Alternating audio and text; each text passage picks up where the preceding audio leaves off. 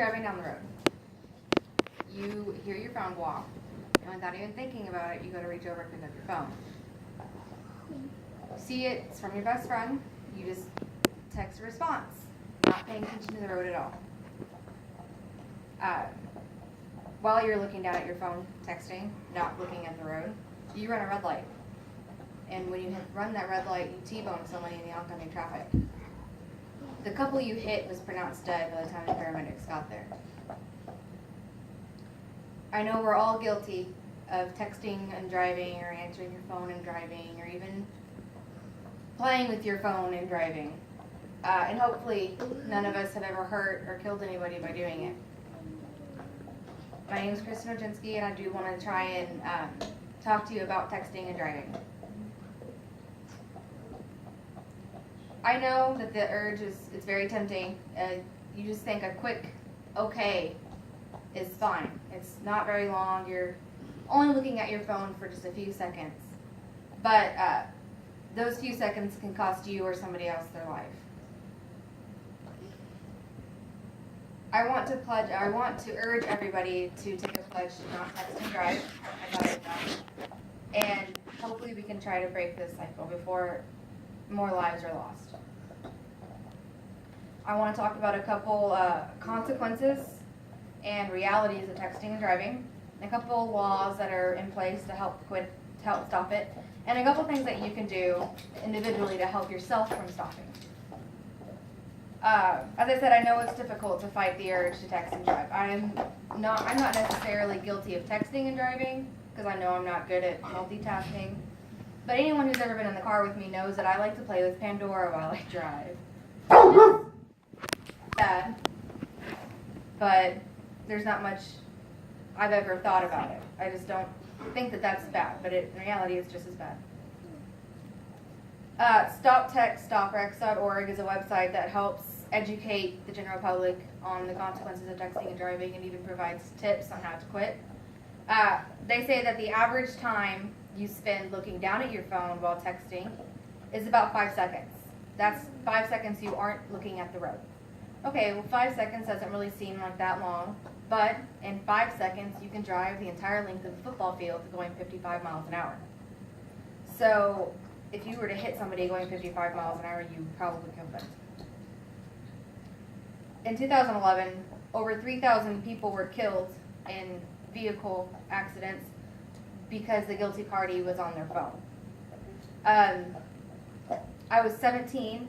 I was playing with the radio on my phone, and I was taking a turn too sharp, and I demolished a brick mailbox, destroying the front end of my car. Luckily, it was only a mailbox, and it wasn't a person, but it could have just as easily been a jogger or someone walking their dog. And that's when I started to try to become more conscientious of it, because before then I never thought about it.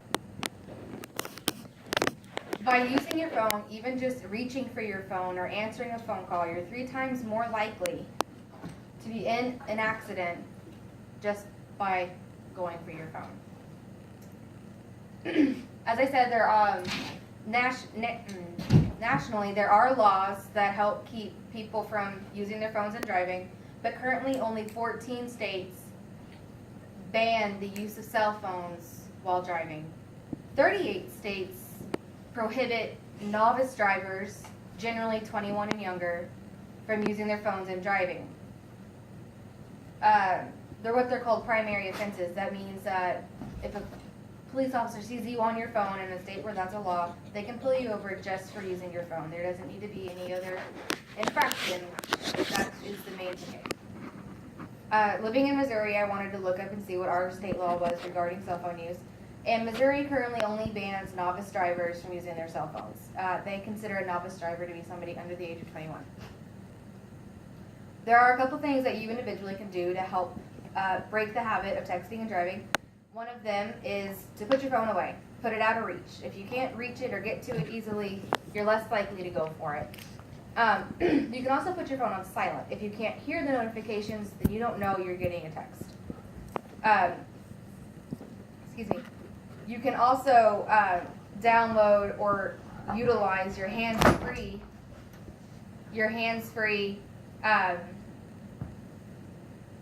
usage settings on your phone where it'll talk to you and stuff like that, and you don't actually have to look at your phone. Itcanwait.com is a website dedicated to helping people quit texting and driving. There you can take a pledge, like I did, to pledge to not text and drive.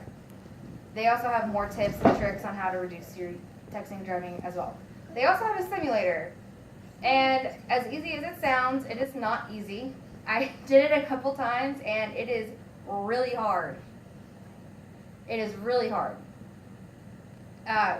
You put your phone number in, and they'll text you while you're playing this driving simulation thing, and I think I killed like 6 people on the simulator. So it's a lot harder than it sounds. You can also download apps that lock your phone during your drive mode so that you don't get any notifications at all. It's kind of like airplane mode. And a lot of people who have used it have said that it actually helps. So I know that texting and driving is really tempting. I know that using your phone and driving is really tempting, but like I said, even just the 5 seconds looking at your phone is long enough to kill somebody. It's long enough to cause major damage to somebody if you don't kill them. And even though your state may or may not have laws against it, I do urge you to be more conscious of it and pledge to not text and drive, because it could save a life.